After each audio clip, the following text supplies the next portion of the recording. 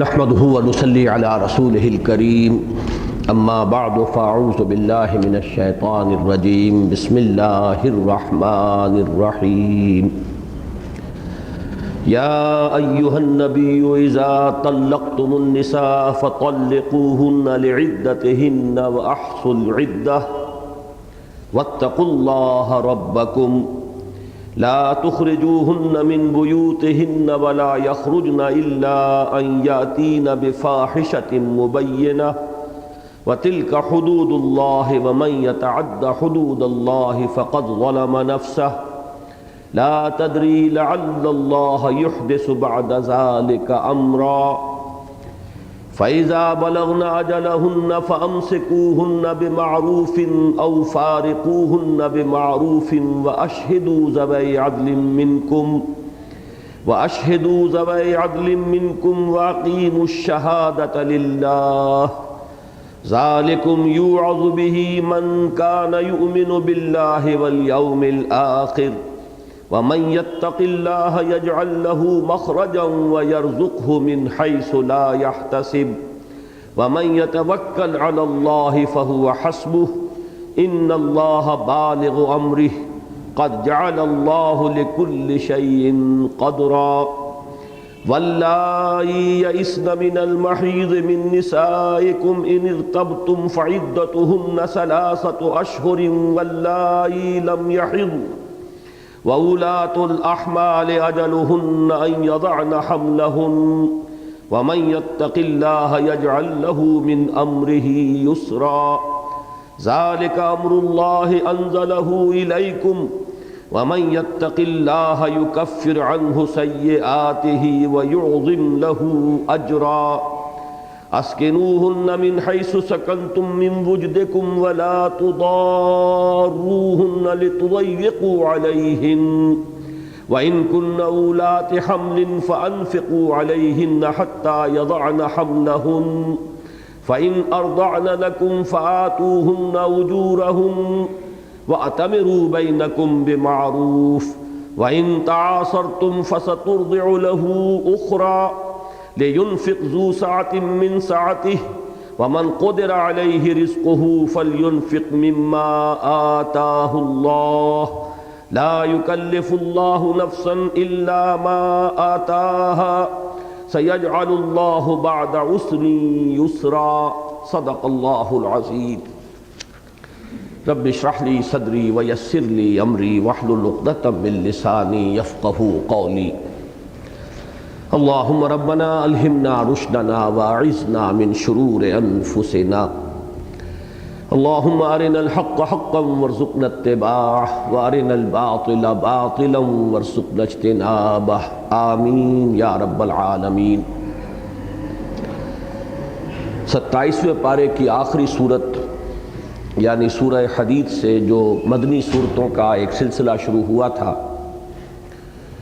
اس میں سے 8 صورتوں کا ہم مطالعہ کر چکے ہیں اور اب 2 صورتوں پر مشتمل ایک جوڑا باقی ہے، یعنی سورۃ الطلاق اور سورۃ التحریم۔ یہ دونوں صورتیں بغیر کسی تمہید کے شروع ہو جاتی ہیں اور دونوں کے آغاز میں خطاب جو ہے نبی اکرم صلی اللہ علیہ وسلم سے ہے براہ راست۔ ان دونوں صورتوں کے مابین نسبت زوجیت بہت نمایاں ہے۔ ایک تو یہ نوٹ کیجئے کہ یہ جو 10 صورتوں کا ایک گلدستہ قرآن حکیم میں آیا ہے، اس میں یہ جوڑے ہونے کی نسبت 2 جوڑوں میں بہت نمایاں ہے۔ ان میں سے ایک جوڑا جو دونوں مسبحات پر مشتمل تھا، سورۃ الصف اور سورۃ الجمعہ، دونوں کا آغاز ہوا ہے تسبیح باری تعالیٰ سے۔ پھر ایک نسبت یہ ہے کمپلیمنٹری نسبت جسے کہتے ہیں کہ ایک میں فعل ماضی ہے، ایک میں فعل مضارع ہے۔ فرمایا کہ سبح للہ ما فی السماوات و ما فی الارض، یسبح للہ ما فی السماوات و ما فی الارض۔ پھر یہ کہ دونوں میں بعثت نبوی اور اس صورت نبوی کے 2 پہلو جو ہیں وہ زیر بحث آئے ہیں۔ ایک میں مقصد بعثت نبوی یعنی محمد الرسول اللہ صلی اللہ علیہ وسلم کی بعثت ہوئی ہے اللہ کے دین کے غلبے کے لیے، اس کے لیے اہل ایمان کو دعوت جہاد، اپنی جان اور مال کھپانا اس مقصد عظیم کے لیے، وہ جہاد اور قتال اور نصرت خدا و رسول جس پر کہ سورہ صف ختم ہوتی ہے،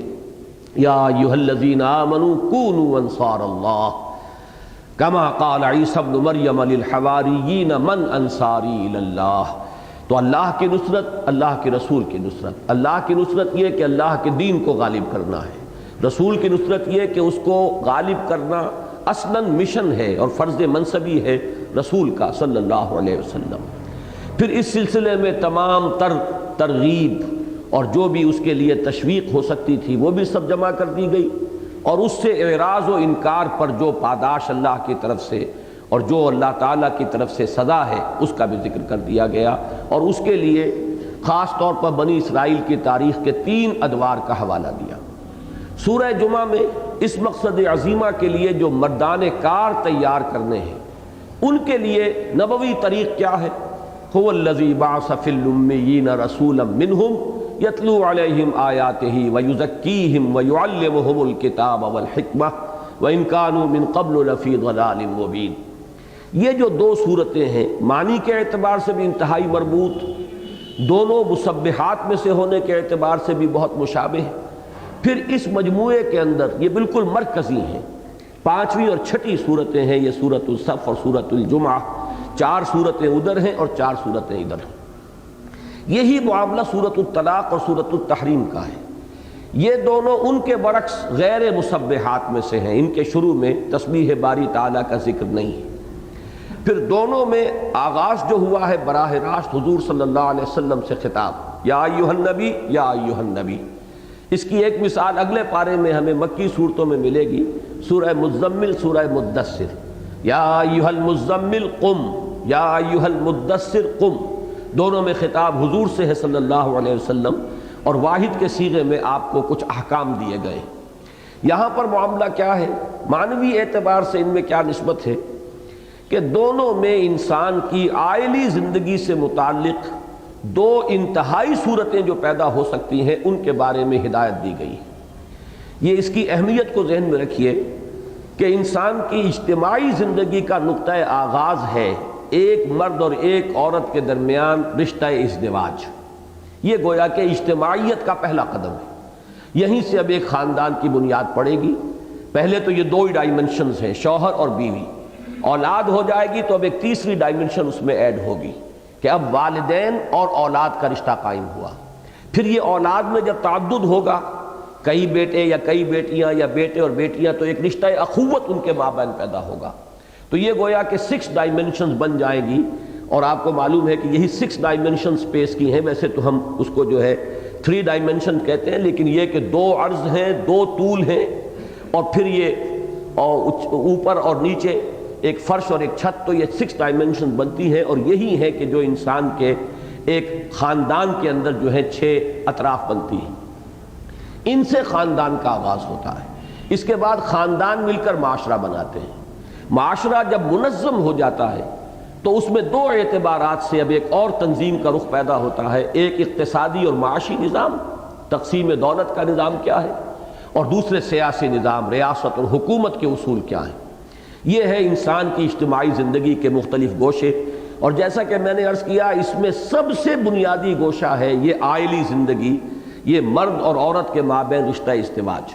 یہی وجہ ہے، میں نے بارہا اس کو بیان کیا ہے کہ قرآن مجید میں سیاسی زندگی جو ٹاپ پر آتی ہے اس کے بارے میں محض اصول دیے گئے ہیں، تفصیلی ڈھانچہ کوئی نہیں دیا گیا۔ معاشی زندگی سے متعلق ذرا اصول بھی ہیں، کچھ احکام بھی ہیں، لیکن وہ انگلیوں پر گنے جا سکتے ہیں احکام۔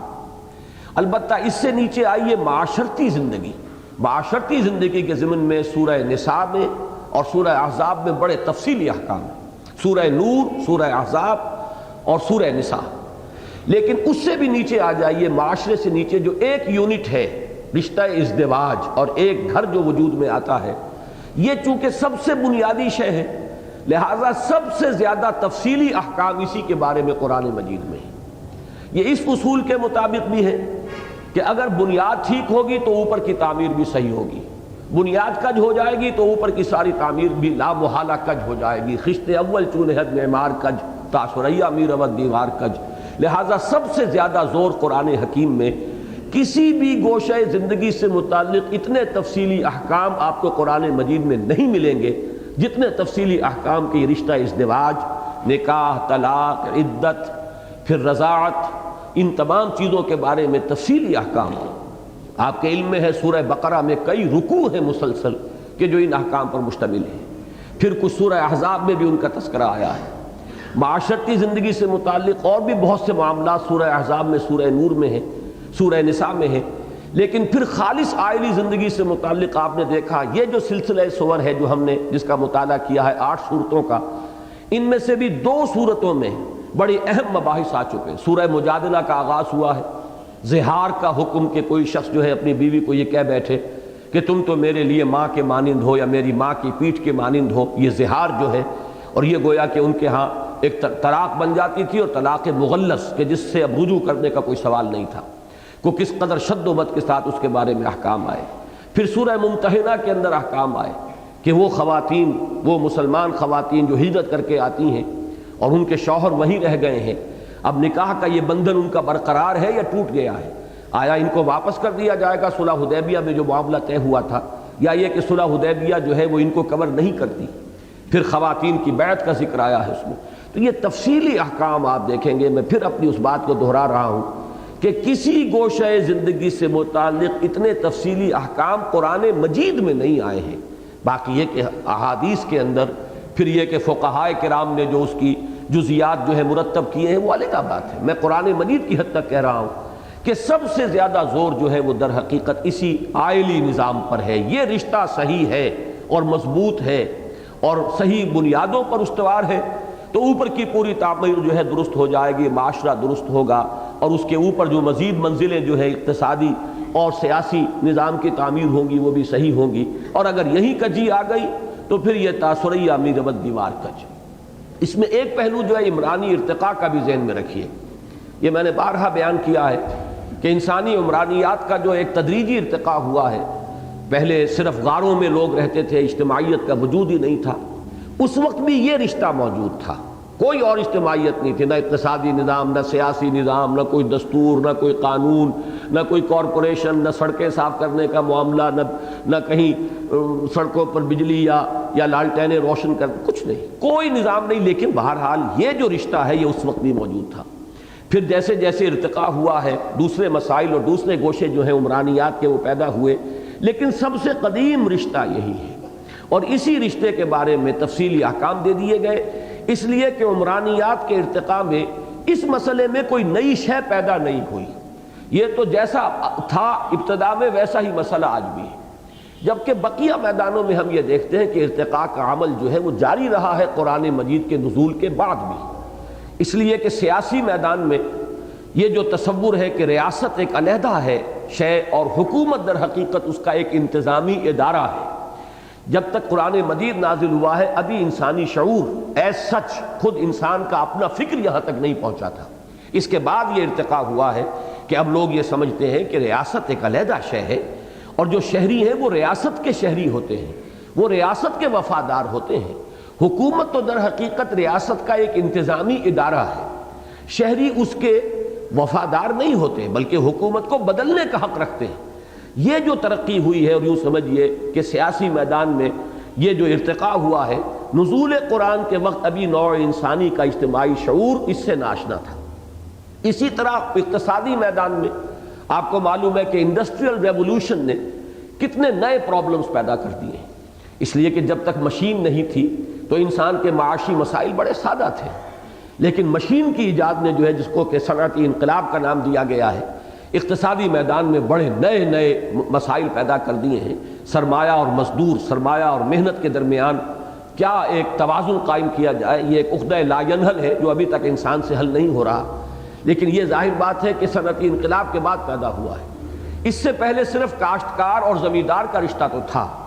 لیکن سرمایہ دار، کارخانے دار اور مزدور کا جو معاملہ ہے وہ موجود نہیں تھا۔ اب اس میں دیکھیے حکمت کہ یہی وجہ ہے کہ قرآن مجید نے ان دونوں گوشوں سے متعلق اصول دیے، یا صرف بنیادی احکام دیے، تفصیلی ڈھانچہ نہیں دیا۔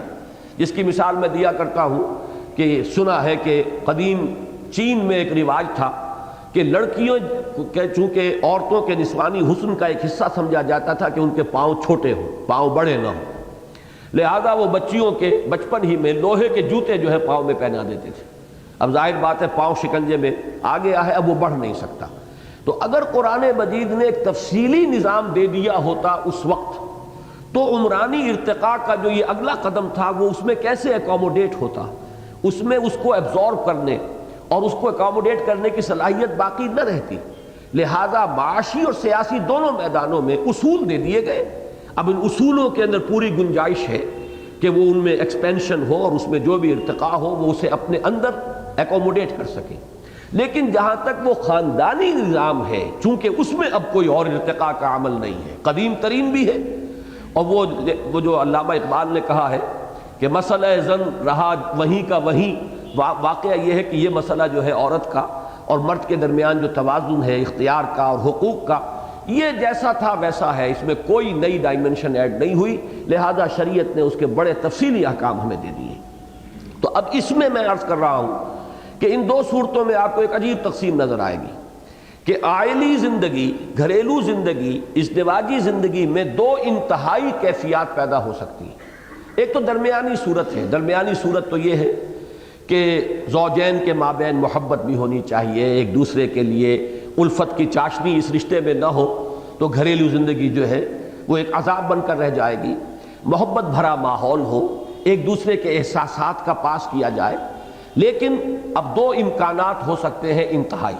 ایک تو یہ کہ مزاج میں موافقت پیدا نہیں ہو رہی، لاکھ کوشش کر لی ہے، طباع جو ہے مختلف ہیں، ان کے رجحانات بہت مختلف ہیں، لہذا اس میں ایک راستہ شریعت نے کھول دیا ہے طلاق کا کہ علیحدگی ہو جائے، سپریشن ہو جائے۔ یہ تمام شرائع سماویہ کے اندر ہمیشہ سے یہ راستہ کھلا رہا، اگرچہ حضرت مسیح علیہ السلام چونکہ نئی شریعت لے کر نہیں آئے تھے بلکہ صرف ایک اخلاقی تعلیم لے کر آئے تھے، لہذا ان کے وعظ کے ایک جملے سے عیسائیوں کو یہ مغالطہ ہو گیا کہ طلاق حرام کر دی گئی ہے، کیونکہ ان کے جو مواعظ ہیں انجیل کے اندر ان میں یہ ہے کہ میں تم سے سچ کہتا ہوں، صحیح کہتا ہوں، سن لو کہ جو کوئی بھی اپنی بیوی کو طلاق دے گا گویا کہ وہ اس سے زناکاری کراتا ہے۔ یہ الفاظ جو ہیں بائبل میں موجود ہیں۔ یہ اصل میں در حقیقت ایک اخلاقی تعلیم تھی کہ خام خواہ کو طلاق دے دینا، خام خواہ کسی عورت کی زندگی کو خراب کر دینا، محض ذواقین و ذواقات کے مزے چکھنے والے اور مزے چکھنے والیاں جو ہیں وہ اس رشتوں کو توڑتی پھوڑتی رہیں اور توڑتے پھوڑتے رہیں، تو یہ چیز ایسی ہے کہ جو عورت اس طریقے سے برباد ہو جائے گی ہو سکتا ہے کہ وہ خانگی زندگی اس کے لیے دوبارہ جو ہے وہ صحیح طور پر استوار نہ ہو سکے اور اس کی بنا پر وہ آوارہ ہو جائے، بد کردار ہو جائے، تو وہ ایک آخری نتیجہ جو نکلتا ہے کسی خاندان کی بربادی کا اس کو سامنے رکھا گیا ہے کہ بغیر کسی سبب کے، بغیر کسی وجہ کے طلاق دینا یہ یقیناً اللہ کو انتہائی ناپسند ہے، اور کسی مرد نے اگر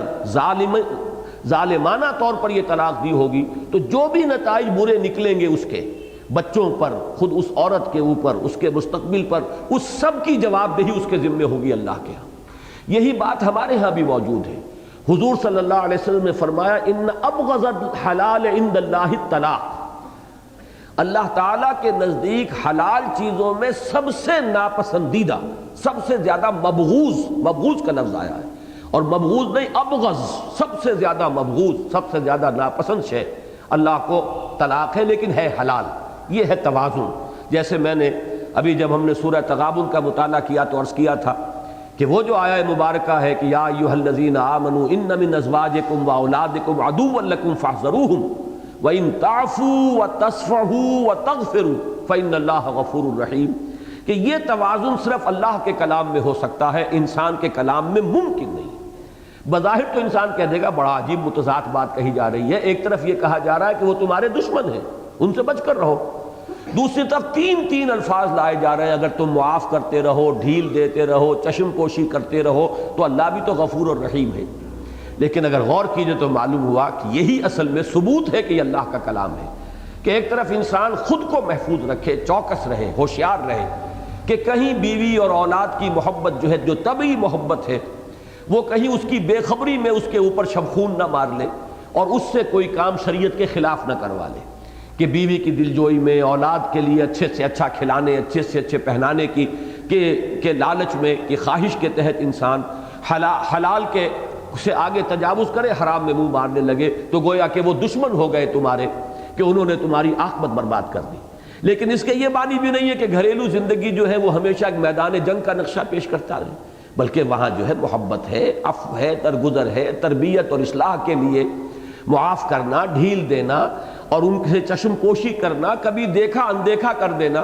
کہ پتہ ہی نہ چلے کہ ان کے علم میں یہ بات آ چکی ہے، یہ ساری چیزیں اگر نہ ہو تو تربیت نہیں ہوتی۔ تو وہی توازن طلاق کے معاملے میں ہے کہ ایک طرف طلاق کو انتہائی ابغض الحلال عند اللہ الطلاق، یہ ابو داؤد کی روایت ہے، نبی اکرم صلی اللہ علیہ وسلم کا قول مبارک۔ دوسری طرف یہ کہ حلال بہرحال ہے، وہ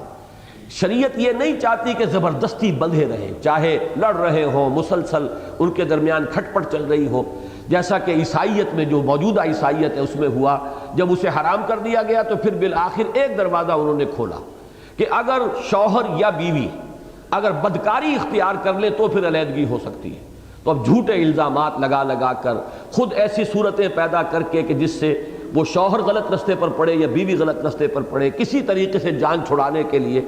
آپ کے علم میں ہوگا کہ یورپ میں تو ناولز کا اور سٹوریز کا ایک تھیم بن گیا یہ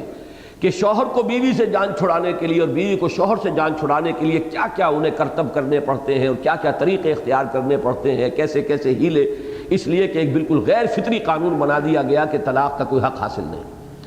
شریعت کے اندر توازن یہ ہے کہ اگر معاملہ جو ہے موافقت کا نہیں ہو رہا، کوشش کرو، امکانی کوشش کرو، حد امکان تک نباہ کی کوشش کرو۔ یہاں بھی فرمایا گیا ہے سورہ اس سے پہلے کی صورتوں میں، ہو سکتا ہے تمہیں کوئی شے ناپسند ہو اور اللہ نے اسی میں تمہارے لیے خیر کثیر رکھ دیا ہو۔ انسان اگر ان تمام چیزوں کو سامنے رکھ کر اگر نباہ کر سکے تو ضرور کرے، لیکن اگر نہ ہو سکے تو طلاق، سیپریشن ہے۔ البتہ سیپریشن اور طلاق کا جو معاملہ ہے قانون کا، اس قانون کو اگر صرف قانون کی حد تک اس کی پیروی کی جائے تو اس میں بہت سی زیادتیاں ہو جاتی ہیں مردوں کی طرف سے۔ وہ قانون تو اصل میں بیان ہو چکا تھا سورہ بقرہ میں، اب اس کے بعد یہ گویا کہ اس کا ایک تتمہ ہے اور اس کے کچھ اخلاقی پہلوؤں کو نمایاں کیا جا رہا ہے کہ اس قانون کو صرف قانون کے درجے میں اپنے سامنے نہ رکھو، بلکہ اس کی روح کو، اس کی اسپرٹ کو پیش نظر رکھو، تاکہ اللہ تعالیٰ نے اس میں جو بھی خیر رکھا ہے تم اس سے محروم نہ ہو جاؤ۔ یہ مضمون ہے سورہ طلاق کا۔ اس کا اکثر و بیشتر حصہ جو ہے جزو اعظم وہ اسی موضوع سے متعلق ہے، اسی لیے اس کا نام جو ہے وہ صرف علامتی نہیں ہے بلکہ اس کے مضمون کے ساتھ ایک مناسبت رکھتا ہے۔ اور یہی وجہ ہے کہ حضرت عبداللہ ابن مسعود رضی اللہ تعالی عنہ اس کو کہا کرتے تھے سورۃ النساء القصریٰ، اکثر کہتے ہیں سب سے چھوٹی، قصیر چھوٹی چیز کو، کم کو، تو یہ سورہ نساء ہے چھوٹی، اس لیے کہ عورتوں کے مسائل اس میں آئے ہیں تو وہ اس کو معنی کے اعتبار سے، مضمون کے اعتبار سے ایک اور نام بھی دیا کرتے تھے۔ اب اس کا جوڑا جو ہے سورہ تحریم وہ دوسری انتہا کی بات لائے گا، یہ کہ بیویوں کی یا اولاد کی اتنی دلجوئی ہونے لگے کہ اس سے شریعت کے حکم ٹوٹنے لگے۔ چونکہ معاملہ نبی اکرم صلی اللہ علیہ وسلم کا آئے گا جب سورہ تحریم ہم پڑھیں گے، تو وہاں اس کا تو امکان نہیں تھا کہ حضور اپنی بیویوں کی دلجوئی میں حرام کو حلال کر لیں، معاذ اللہ ثم معاذ اللہ ثم معاذ اللہ۔ لیکن ایک مرتبہ ایسا ہوا کہ اپنی بیویوں کے جذبات کا پاس کرتے ہوئے، اپنے بعض ازواج کا، آپ نے ایک حلال چیز کو اپنے اوپر قسم کھا لیا کہ میں اب اس کو استعمال نہیں کروں گا، گویا کہ حرام کر لیا، حالانکہ وہ حرام کرنے کی نیت نہیں تھی، لیکن اس کا جو نتیجہ نکل سکتا تھا کہ آپ نے اگر قسم کھا لی ہے تو امتی تو یہ سمجھیں گے شاید یہ شے حرام ہو گئی، لہذا آپ کو اب اس معاملے کے اندر زیادہ محتاط رہنے کی ضرورت ہے۔ اس حوالے سے ایک خاص واقعہ تھا تو وہ دوسری انتہا سامنے لے آئی گئی، یعنی خانگی زندگی میں، عائلی زندگی میں عدم موافقت اور نفرت، اس کی انتہا جو طلاق پر منتج ہو جائے، یہ مضمون ہے سورۃ الطلاق کا۔ عائلی زندگی میں محبت اتنی ہو جائے اور ایک دوسرے کے جذبات کا اتنا لحاظ ہونے لگے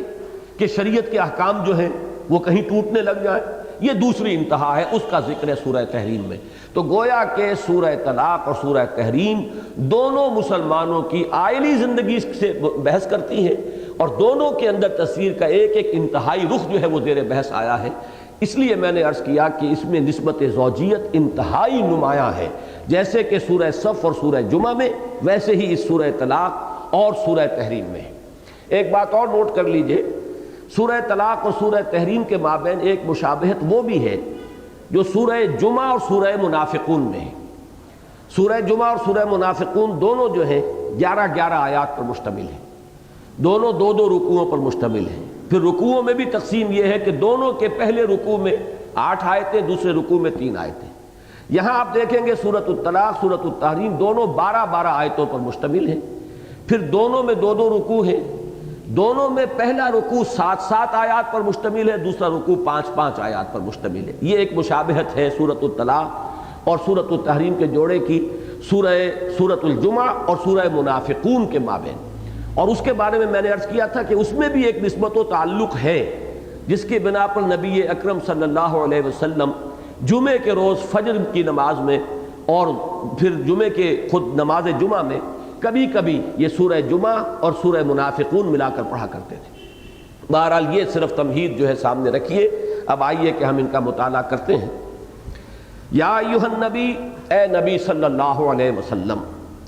اذا طلقتم النساء، جب تم لوگ طلاق دو اپنی بیویوں کو، عورتوں کو۔ یہاں ایک بات نوٹ کر لیجئے فوراً، خطاب واحد میں یا ایھا النبی سے تھا، فوراً آگے جو آیا وہ جمع کا صیغہ آ گیا، اذا طلقتم النساء،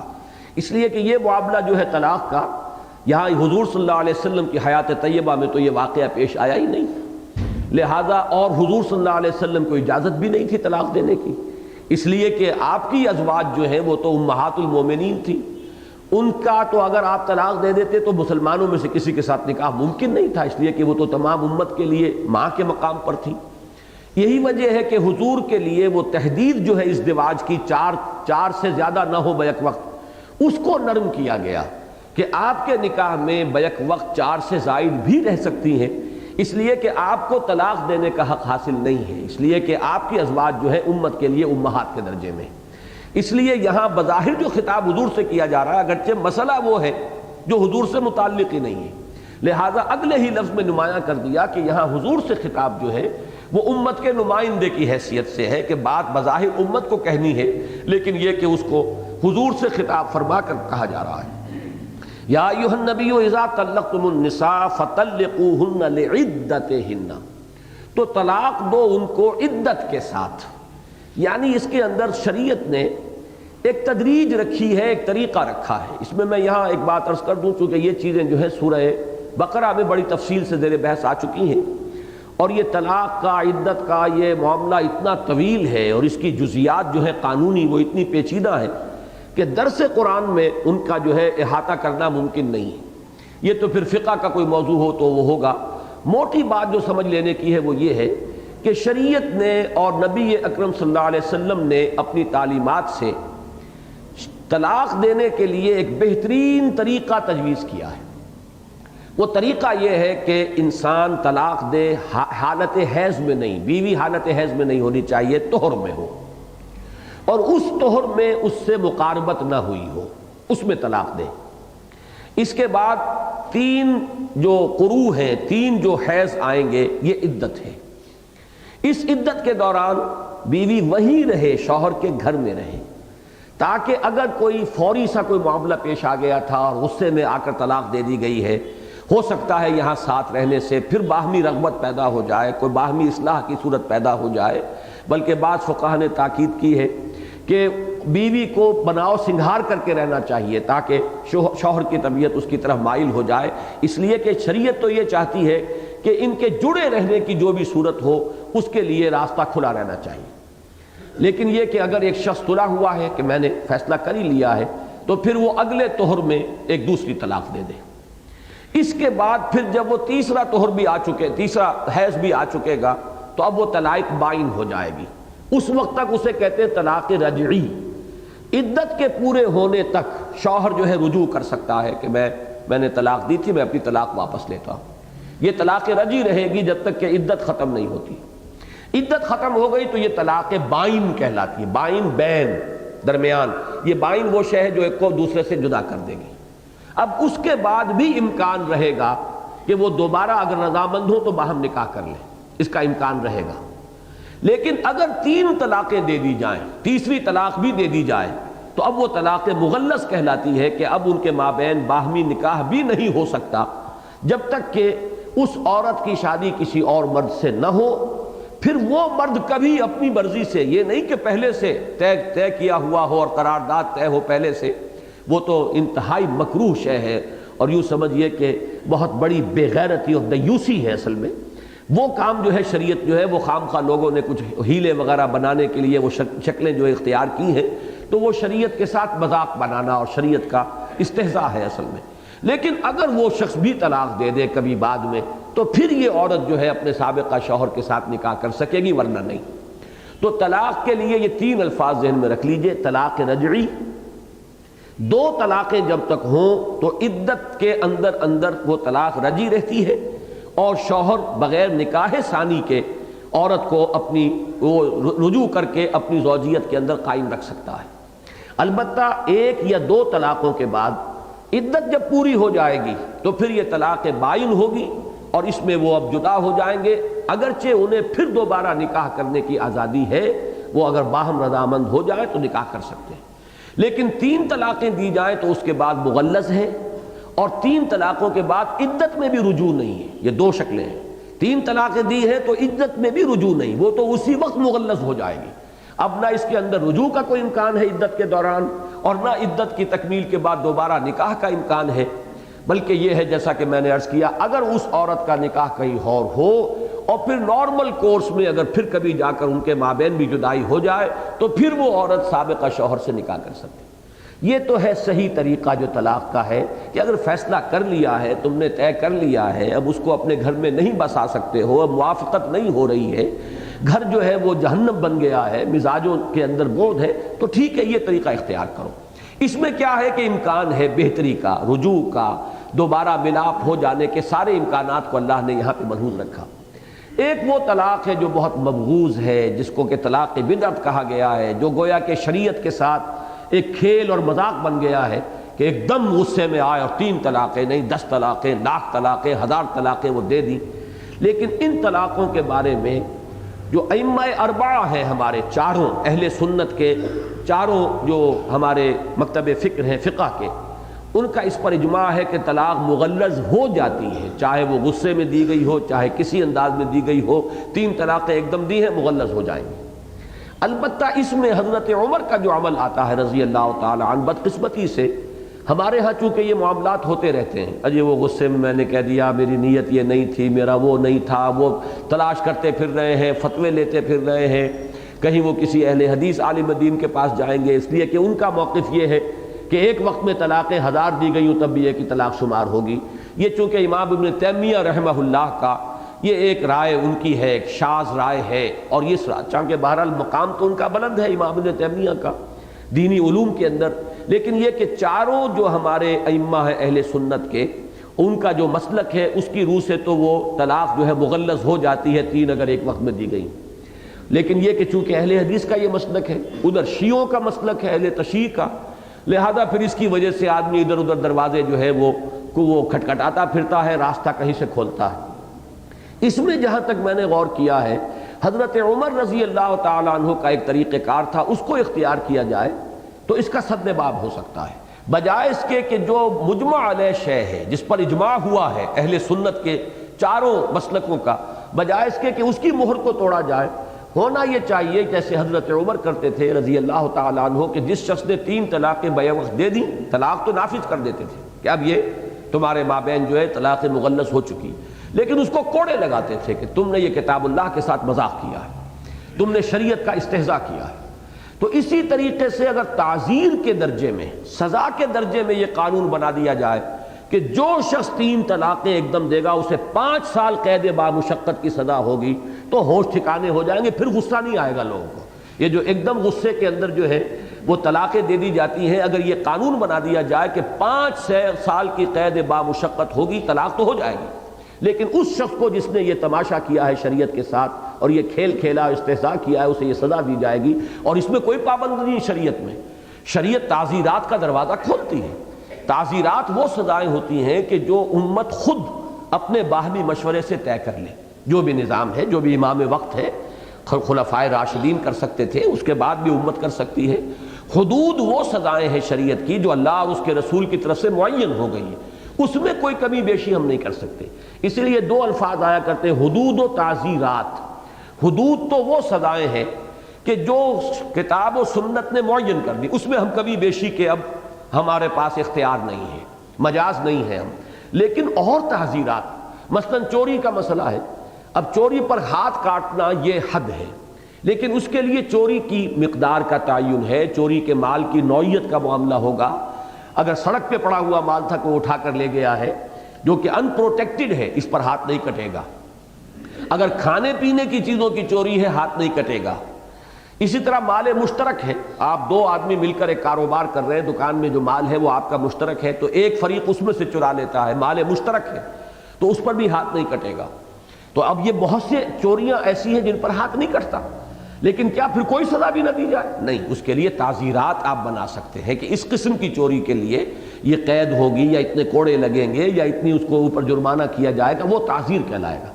اور جو چوری اس ٹیکنیکل ڈیفینیشن جو ہے شریعت میں چوری کی، جو اس پر پوری اترے گی، اس پر بہرحال ہاتھ کاٹنا ہوگا. اس کے اندر کوئی کمی بیشی کرنا جو ہے وہ انسان کے لیے کے اختیار میں نہیں ہے. تو حدود کو برقرار رکھا جائے، لیکن تعزیرات کے درجے میں اس پر شدید سزا دی جانی چاہیے. اس سے پھر معاشرے کے اندر، جیسا کہ میں نے عرض کیا، لوگوں کو ہوش ٹھکانے آ جائیں گے، اور پھر غصہ بھی سوچ سمجھ کر آئے گا آدمی کو کہ یہ غصہ جو ہے آیا یہ اس حد تک مجھے آنا چاہیے یا نہیں آنا چاہیے. ان چیزوں کو ذہن میں رکھیے. اس میں اصل میں جو اس میں ان آیات میں جو آج ہم پڑھ رہے ہیں، یہ پورا قانونی ڈھانچہ جو میں نے بیان کیا ہے یہ آ چکا ہے سورہ بقرہ میں. اب یہاں تو در حقیقت ان میں جو احتیاطیں ملحوظ تھیں، اور اس قانون کو جو آدمی خام خواہ جو ہے ایک بہانہ اور ایک صرف جو ہے ایک کھیل تماشا بنا لیتا ہے، اس کا سد باب کیا گیا ہے. فَطَلِّقُوهُنَّ لِعِدَّتِهِنَّ، تو طلاق دیا کرو عدت کے ساتھ، عدت کے حساب کے ساتھ. وَأَحْصُوا الْعِدَّةَ، اور عدت کی پوری گنتی کیا کرو. یہ معاملہ ایسا نہیں ہے، یہ اللہ تعالیٰ کی طرف سے احکام ہے. جب مقرر کر دیا گیا ثلاثۃ قروء کہ 3 جو ہے وہ حیض آئیں، یہ عدت ہے. یا آگے چل کر آئے گا جنہیں حیض نہ آتا ہو تو 3 مہینے جو ہے، پورے 3 مہینے گنتی کر کے وہ عدت ہوگی. اس عدت میں کیا ہوتا ہے کہ مرد کے لیے یہ حق برقرار رہتا ہے، طلاق رجعی اگر ہے، کہ وہ اس کو رجوع کر سکتا ہے بغیر نکاح کے. اور عورت کے اوپر کیا پابندی ہے کہ وہ دوسری شادی نہیں کر سکتی.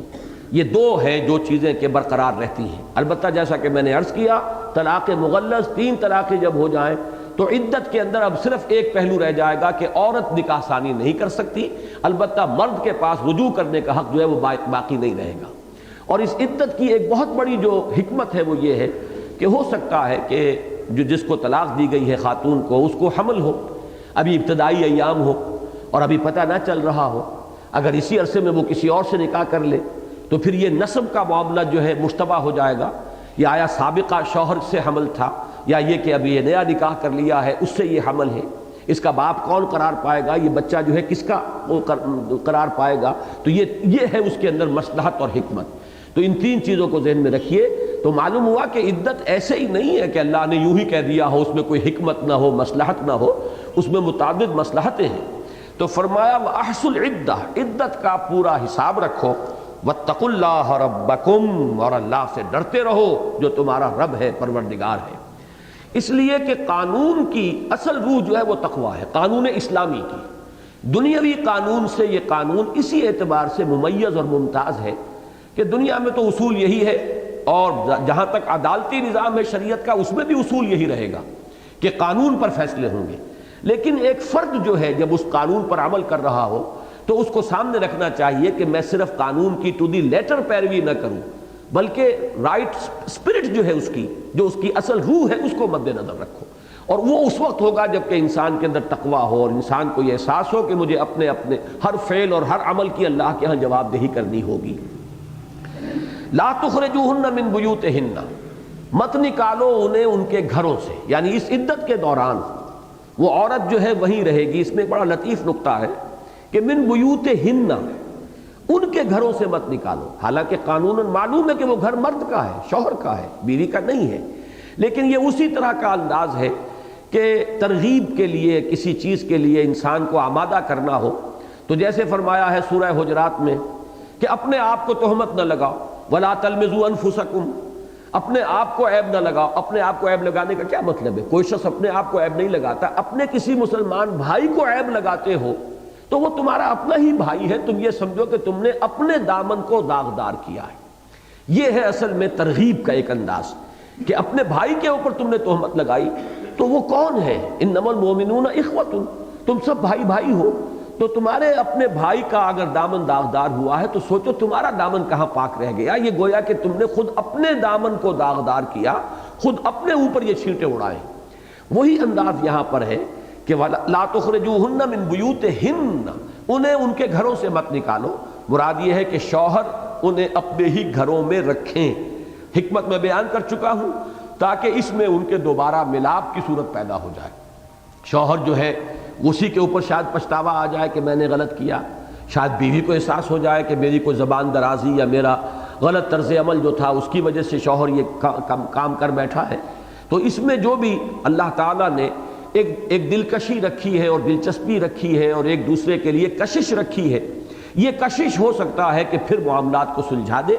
اور ان لوگوں کا آپس میں ملاپ ہو جائے، اور اگر مقاربت ہو جاتی ہے تو چاہے زبان سے کہے نہ کہے کہ میں نے رجوع کیا، وہ رجوع ہو گیا۔ یہ بھی سمجھ لیجئے اچھی طرح کہ اگر تعلق زن و شوق قائم ہو گیا اس شوہر اور بیوی کے مابین، وہ شوہر جس نے طلاق دی اور بیوی جس کو طلاق ہو گئی ہے لیکن ابھی مدت عدت میں وہ اپنے شوہر ہی کے گھر میں رہ رہی ہے، تو اگر ان کا تعلق زن و شوق قائم ہو گیا تو وہ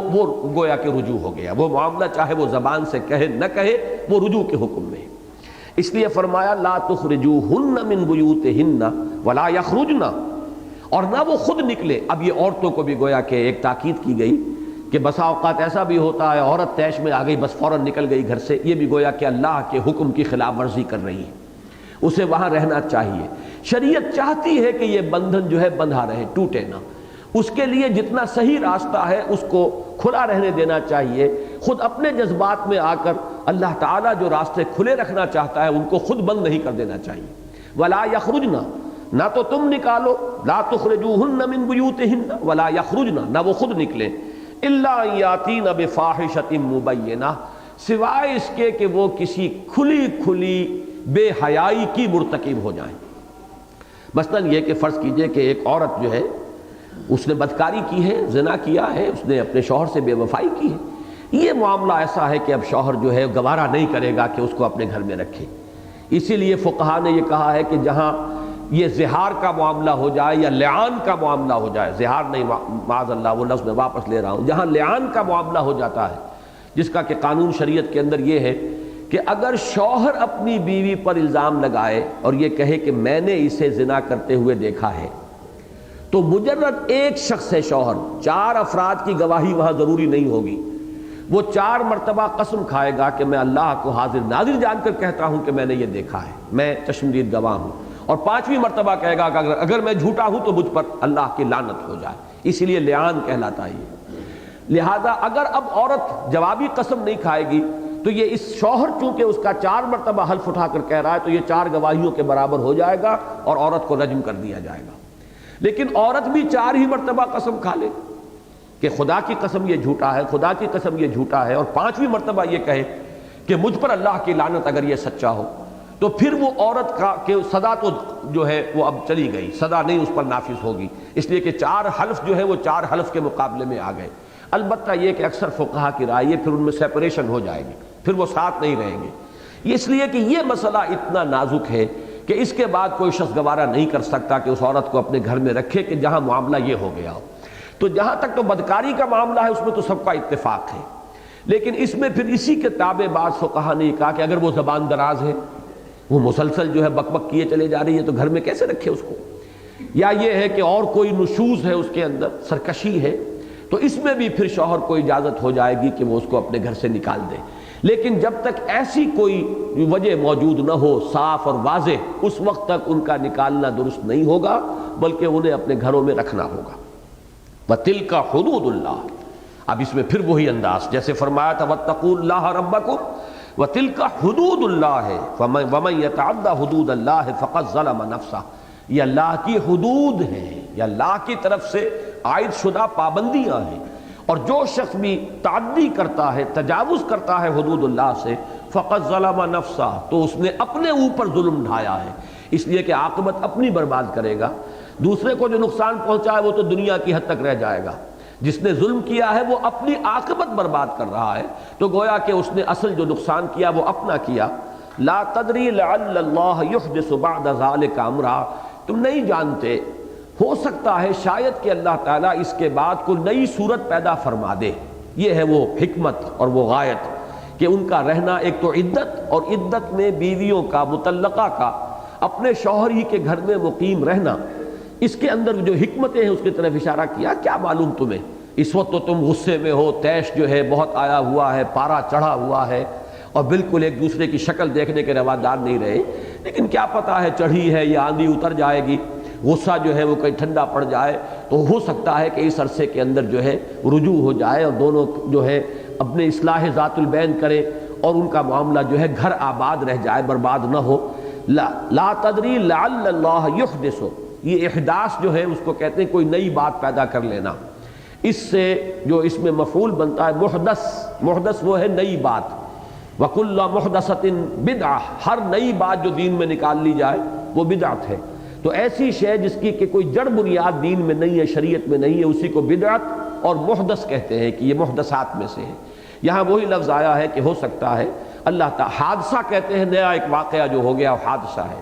اس عالم کو ہم کہتے ہیں یہ عالم حادث ہے، اللہ کی ذات قدیم ہے. یہ عالم جو ہے، یہ کائنات، یہ یونیورس، یہ نہیں تھی اور پھر ہو گئی. ایک اس کا جو ہے کریشن ہوا ہے، یہ ہمیشہ سے نہیں ہے. تو وہی لفظ ہے لعل اللہ یحدث بعد ذلک امرا، ہو سکتا ہے کہ اللہ تعالیٰ اس کے بعد کوئی شکل پیدا فرما دے، کوئی صورت پیدا فرما دے. فَإِذَا بَلَغْنَ أَجَلَهُنَّ فَأَمْسِكُوهُنَّ بِمَعْرُوفٍ أَوْ فَارِقُوهُنَّ بِمَعْرُوفٍ، پھر جب وہ پہنچ جائیں اپنی مدت کو، یعنی جو عدت ہے پوری ہونے پر آ گئی، اب وہ مدت ختم ہوا چاہتی ہے تو اب فیصلہ کر لو. اب گویا کہ تمہارے ہاتھ سے معاملہ نکل جائے گا. ابھی تک تو عدت کے اندر اندر طلاق رجعی اگر ہے، اگر 3 طلاقیں نہیں ہیں، 1 طلاق دی تھی تب بھی عدت کے اندر اندر یہ طلاق رجعی ہے، 2 طلاقیں دی ہیں تب بھی عدت کے پورے ہونے تک یہ طلاق رجعی ہے. تمہارے ہاتھ میں ابھی ڈور کا سرا ہے، لہذا سوچ لو. اس کے بعد تو یہ کہ نکاح ہوگا اگر جانبین راضی ہوں گے. اگر وہ عورت بھی راضی ہوگی تب نکاح ہو سکے گا طلاق بائن کی صورت میں. اس وقت یہ ہے کہ عورت کی رضامندی ضروری نہیں ہے. وہ عقدۃ النکاح جس طریقے سے کہا گیا ہے الذی بیدہ عقدۃ النکاح، شوہر ہے کہ جس کے ہاتھ میں گرہ ہوتی ہے نکاح کی، وہ گرہ ابھی تمہارے ہاتھ میں ہے. لہذا جب وہ مدت عدت جو ہے ختم ہونے کے قریب آ جائے، فَإِذَا بَلَغْنَ أَجَلَهُنَّ فَأَمْسِكُوهُنَّ بِمَعْرُوفٍ أَوْ فَارِقُوهُنَّ بِمَعْرُوفٍ. یہی جو ہے سورہ بقرہ میں الفاظ آئے ہیں فَإِمْسَاكٌ بِمَعْرُوفٍ أَوْ تَسْرِيحٌ بِإِحْسَانٍ، کہ جب یہ مدت ختم ہونے لگے تو اب فیصلہ کر لو، یا تو انہیں روک لو، امسکوہن بمعروف، لیکن بھلے طریقے پر. یہ نہیں کہ عدت سے رجوع کیا اس کو ستانے کے لیے، تنگ کرنے کے لیے کہ یہ تو اب میرے ہاتھ سے نکل جائے گی، اب میں اپنا غصہ کس پر نکالوں گا. تو غصہ نکالنے کے لیے اسے اپنے پاس رکھنا جو ہے یہ ظاہر بات ہے کہ شریعت کا پھر مذاق بنانا ہے، یہ اللہ تعالیٰ کے دیے ہوئے اختیار کا غلط استعمال ہے. تو فرمایا فَأَمْسِكُوهُنَّ بِمَعْرُوفٍ، انہیں روکنا ہے تو بھلے طریقے پر، صحیح طریقے پر. او فارقوهن بمعروف، یا اب ان سے مفارقت اختیار کر لو، علیحدگی اختیار کر لو، وہ بھی معروف طریقے پر. یہ معروف کا لفظ آپ کو معلوم ہے شریعت کی اصطلاح ہے، جانی پہچانی جسے نفس انسانی پہچانتا ہو کہ یہ بھلا طریقہ ہے. معروف اور منکر یہ 2 اصطلاحات جو ہے قرآن مجید کی، تو اس میں کوئی لمبی چوڑی تفصیل دینے کی ضرورت نہیں ہے، اس لیے کہ فطرت انسانی واقف ہے کیا چیز بھلی ہے کیا بری ہے. تو یہ گویا کہ فطرت انسانی پر یہ ووٹ آف کانفیڈنس ہے کہ جو شریعت دیتی ہے اس کے کہ فطرت جو ہے اندھی بہری نہیں ہے، فطرت جانتی ہے، پہچانتی ہے، برائی کو بھی سمجھتی ہے، بھلائی کو بھی جانتی ہے. تو فرمایا فَأَمْسِكُوهُنَّ بِمَعْرُوفٍ أَوْ فَارِقُوهُنَّ بِمَعْرُوفٍ وَأَشْهِدُوا ذَوَيْ عَدْلٍ مِّنْكُمْ. یہ بہت اہم ٹکڑا ہے. اور گواہ بنا لیا کرو اپنے میں سے 2 معتبر شخصوں کو. یہ گواہ بنانے کا جو حکم یہاں پر آیا ہے اس کے بارے میں رائے یہ ہے کہ طلاق دو تب بھی گواہ بنا لو، اور رجوع کر رہے ہو تب بھی گواہ بنا لو. اس لیے کہ ایسا نہ ہو کہ اندر ہی اندر جو ہے کلیا کے اندر ہی گڑ پھوٹتا رہے. لیکن یہ کہ آیا یہ حکم جو ہے یہ وجوب کے درجے میں ہے یا استحباب کے درجے میں ہے.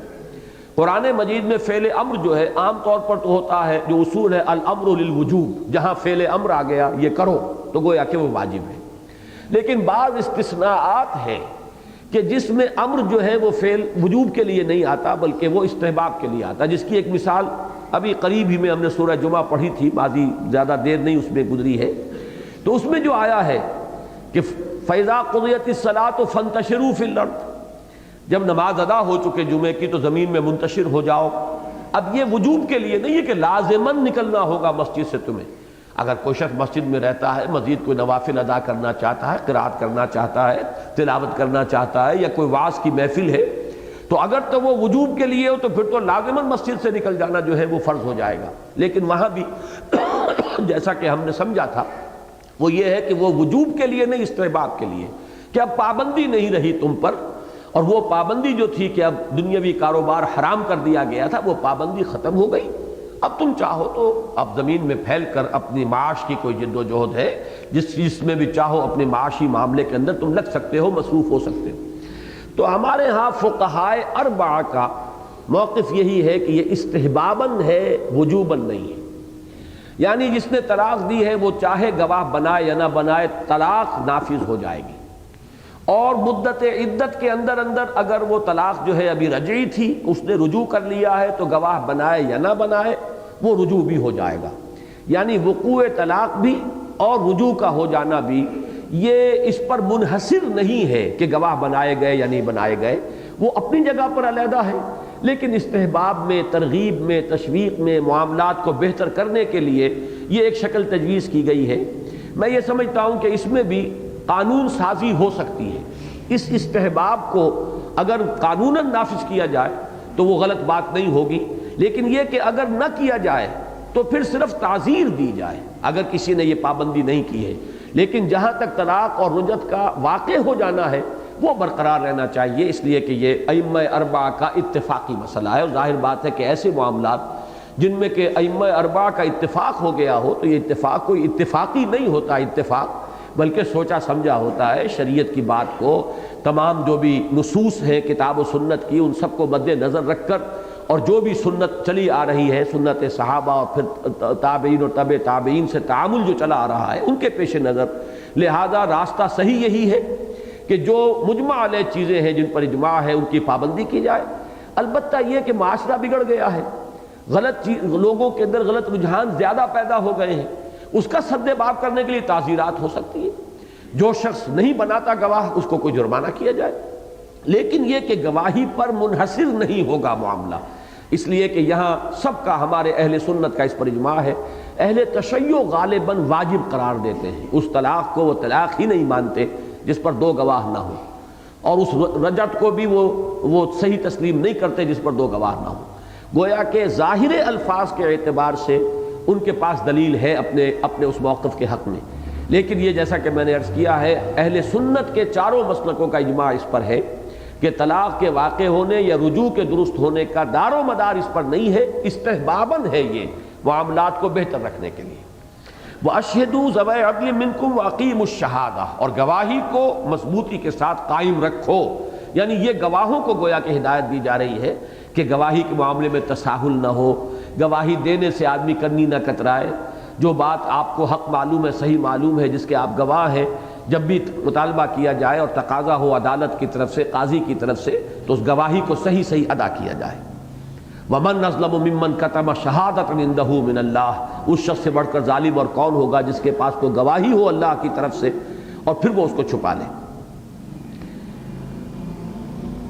ذَلِكُمْ يُوعَظُ بِهِ مَنْ كَانَ يُؤْمِنُ بِاللَّهِ وَالْيَوْمِ الْآخِرِ، یہ وہ چیز ہے جس کی نصیحت کی جا رہی ہے اس کو جو ایمان رکھتا ہو اللہ پر اور یوم آخر پر۔ یہ بڑا لطیف انداز ہے کہ نصیحت تو سب کے لیے ہے،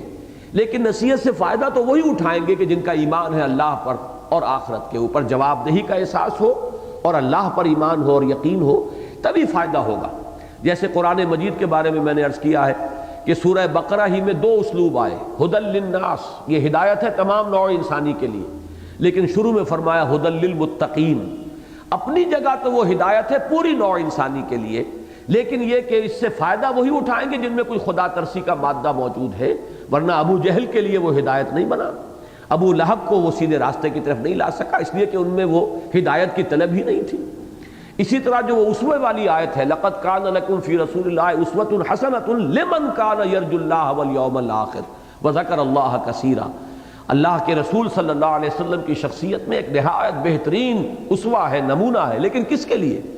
جو اللہ کی بھی امیدوار ہو، اللہ سے ملاقات کا امیدوار ہو، اور آخرت کا امیدوار ہو کہ ایک دوسری زندگی آنی ہے اور یوم آخر کا کہ اس میں مجھے اپنے پروردگار کے حضور میں کھڑا ہونا ہوگا، اور جو اللہ کا ذکر کرتا ہو کثرت سے وہی فائدہ اٹھائے گا اسوہ محمدی سے صلی اللہ علیہ وسلم، وہی ان کے نقش قدم کی پیروی کر سکے گا۔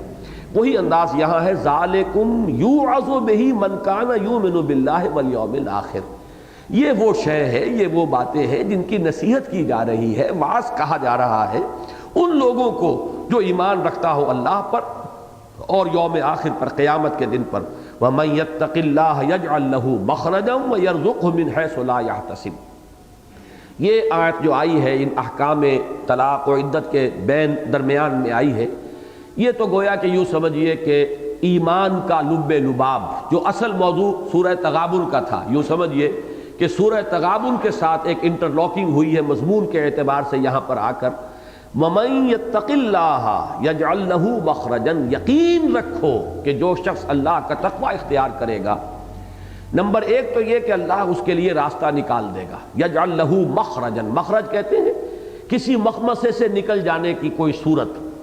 کوئی جگہ ہے تنگ اور وہاں سے نکلنا پڑ رہا ہے اچانک، تو وہ مخرج جو ہوتے ہیں جیسے بڑے بڑے ہال ہیں اور اس میں سے نکلنے کے لیے ظاہر بات ہے کہ عام راستے جو ہیں وہ تو چند ہیں، لیکن یہ کہ اگر کسی وقت وہاں آگ لگ جائے یا کوئی اور حادثہ ہو جائے تو پھر وہ ایمرجنسی ایگزٹس جو کہلاتے ہیں کہ یہ راستے وہ ہیں۔ ہوائی سفر کا جنہیں تجربہ انہیں معلوم ہے کہ بتایا جاتا ہے شروع میں کہ ایمرجنسی جو ہے ہنگامی اخراج کے راستے پہلے سے دیکھ لیجئے کہاں کہاں ہیں۔ تو مخرج کہتے ہیں نکلنے کا راستہ، انسان مخمصے میں پھنس گیا، اللہ تعالیٰ کا تقوی اختیار کرو تو اللہ تعالیٰ تمہیں ہر قسم کے مخمصوں سے نکالے گا، وہ تمہارے لیے راستہ بنا دے گا۔ بظاہر کوئی راستہ نظر نہ آتا ہو، اللہ راستہ بنا دے گا، جس کی ایک مثال وہ بھی ہے کہ حضرت موسیٰ علیہ السلام بنی اسرائیل کو لے کر نکلے ہیں، جب تعاقب کیا ہے فرعون نے اپنے لاؤ لشکر کے ساتھ، تو اب ایک شکل ایسی بن گئی تھی کہ آگے اب سمندر آ گیا اور پیچھے جو ہے وہ گرد اڑاتا ہوا لشکر جو ہے آ رہا ہے، تو لوگوں نے کہا کہ انا لمدرکون۔ بنی اسرائیل نے حضرت موسیٰ علیہ السلام سے کہا کہ ہم تو پکڑے گئے، تم نے مروا دیا ہمیں یہاں لا کر۔ قرآن مجید میں یہ تفصیل نہیں ہے، لیکن تورات میں تو باقاعدہ وہ جھگڑے ہیں اور ملامت کی ہے کہ اس سے تو ہم وہیں بہتر تھے، ہم وہاں پہ چاہے غلامی میں تھے، شکنجے میں کسے ہوئے تھے، کوئی کھانے کو ملتا تھا، بہرحال ہم وہاں رہتے تھے، لیکن یہ کہ تم نے تو ہمیں مروا دیا یہاں آ کر، اب جو حال ہمارا ہوگا۔ تو اس وقت اللہ نے راستہ نکالا ہے اور سمندر تک کو پھاڑ کر اللہ تعالیٰ نے ان کے لیے مخرج بنا دیا ہے۔ تو یہ مخرج ہے، یقین اگر اللہ کی ذات پر ہے تو اللہ وہاں بھی تمہارے لیے کوئی مخرج پیدا کر دے گا کہ جہاں کوئی امکان نظر نہ آتا ہو، کوئی بھی انسان کو بظاہر احوال اسباب ظاہری کے اعتبار سے کہیں امکان نظر نہ آتا ہو کہ کوئی شکل پیدا ہو سکتی ہے، اللہ اس پر قادر ہے کہ وہاں بھی راستہ نکال دے۔ وَيَرْزُقْهُ مِنْ حَيْثُ لَا يَحْتَسِبُ، اور اس کو رزق پہنچائے گا وہاں سے جہاں سے اسے گمان تک نہیں ہوگا۔ یہ احتساب جو ہے ایک گمان رکھنا، توقع رکھنا، امید رکھنا، یہی اصل میں لفظ جو استعمال ہوا ہے رمضان کے بارے میں کہ من صام رمضان ایمانا واحتسابا غفر له ما تقدم من ذنبه ومن قام رمضان ایمانا واحتسابا غفر له ما تقدم من ذنبه۔ وہاں ترجمہ بعض لوگ کر دیتے ہیں احتساب کا اپنا محاسبہ کرتے ہوئے، وہاں صحیح ترجمہ یہی ہے اللہ سے اجر کی امید میں، ایمان اور اللہ کے سے اجر کی توقع کے ساتھ جو شخص روزے رکھتا ہے اور ایمان کے ساتھ اور اللہ سے اجر کی امید میں جو شخص راتوں کو کھڑا رہتا ہے تو غفر له ما تقدم من ذنبه، اس کے تمام پچھلے گناہ جو معاف ہو جاتے ہیں۔ یہاں اسی معنی میں احتساب کا لفظ آیا ہے، من حیث لا یحتسب، جہاں سے اسے کوئی توقع نہیں ہوتی، کوئی امید نہیں ہوتی، اللہ وہاں سے اسے روزی فراہم کرتا ہے۔ یہ گویا کہ ایمان باللہ کا، جیسے کہ ہم سورہ تغابن میں پڑھ آئے ہیں کہ تسلیم و رضا اس کا ایک تقاضا ہے، جیسے ہم نے وہاں پڑھا توکل اور تفویض الامر الی اللہ، یہ ایمان کا ایک لازمی تقاضا ہے اگر حقیقتاً ایمان ہے اللہ کی ذات پر۔ اسی طرح یہ یقین کہ جہاں مجھے کہیں کوئی راستہ نظر نہیں آئے گا اللہ راستہ نکال دے گا، جہاں مجھے کہیں سے کوئی شکل نظر نہیں آئے گی کہ کہاں سے میری ضرورت پوری ہوگی، اللہ میری ضرورت پوری کرنے پر قادر ہے۔ وَمَن يَتَوَكَّلْ عَلَى اللَّهِ فَهُوَ حَسْبُهُ۔ اب توکل جو ہے اس کی بحث تو آ چکی ہے سورہ تغابن میں، یہاں جو لفظ فرمایا فَهُوَ حَسْبُهُ، جو اللہ پر توکل کرے تو اللہ اس کے لیے کافی ہے۔ یعنی یہ کہ یہ ممکن نہیں ہے، آپ دنیاوی اعتبار سے بھی کسی شریف اور بامروت انسان سے یہ توقع نہیں کرتے کہ اسے یہ محسوس ہو کہ یہ شخص مجھ پر کچھ مجھ سے توقع رکھتا ہے، مجھ پر اس کا کچھ انحصار ہے، دار و مدار ہے، وہ مجھ سے کچھ امید لگائے ہوئے ہے، تو پھر کوئی شریف انسان الا یہ کہ بالکل عاجز ہو جائے، اس کے بس میں نہ ہو، وہ اس کے اس امید کو جو ہے وہ نا امیدی میں تبدیل نہیں کرتا۔ یہ شرافت کا تقاضا ہے۔ تو اللہ اگر یہ دیکھے کہ میرا کوئی بندہ تو میرے سامنے اس نے اپنے آپ کو بچھا دیا، اپنے سارے معاملات میرے حوالے کر دیے، اب اللہ تعالیٰ جو ہے اس کے معاملے کو درست نہ کرے، اس کی توقع اللہ سے نہ رکھو۔ جو توقع تم کسی شریف انسان سے نہیں کر سکتے، اس کا کوئی اندیشہ تمہیں جو ہے وہ اللہ کے بارے میں کیسے ہو سکتا ہے؟ تو جس نے اپنا معاملہ اللہ کے حوالے کر دیا ہو، جیسے کہ وہ فارسی کا شعر میں نے سنایا تھا کہ کارساز ماں، وہ میرا کارساز جو ہے، بے فکر کار ماں، وہ میرے کام کی فکر میں ہے، وہ پورا کرے گا۔ اور فکر ماں در کار ماں آزار ماں، اگر میں خود اپنے ہاتھ میں لے لیتا ہوں تو اللہ تعالیٰ بھی حوالے کرتا ہے، اچھا اب تم جانو اور یہ اسباب ظاہری جانے،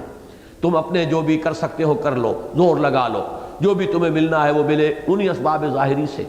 لیکن اگر ہم ویسے اسباب کو ترک کرنا نہیں ہے، توکل کرو اللہ پر، اسباب کا بھرپور استعمال کرو، لیکن دار و مدار اور انحصار اور تکیہ اسباب پر نہ کرو، تو پھر اللہ تعالیٰ جو ہے تمہارے معاملات کو وہ سنبھال لیتا ہے۔ جیسے کہ ایک حدیث ہے کہ من کان فی حاجت اخیہ کان اللہ فی حاجتہ، یہ ترغیب کے لیے فرمایا کہ تم اگر اپنے کسی بھائی کے کام میں لگے ہوئے ہو اور خالصتاً للہ فی اللہ، کوئی اس سے تمہیں اجرت نہیں لینی، کوئی اس سے تمہیں کوئی معاوضہ نہیں لینا، للہ فی اللہ آپ اپنے کسی مسلمان بھائی کے کسی کام میں لگے ہوئے ہیں، تو اللہ نے تو حضور نے فرمایا کہ اللہ تعالیٰ اس کے کام سنوارتا رہتا ہے کہ یہ اپنے بھائی کے کام میں لگا ہوا ہے، تو اب اس کے کام جو ہے وہ سنوارنا میرے ذمے ہے۔ من کان فی حاجت اخیہ کان اللہ فی حاجتہ، تو جو شخص خود اللہ ہی کے کام میں لگا ہوا ہو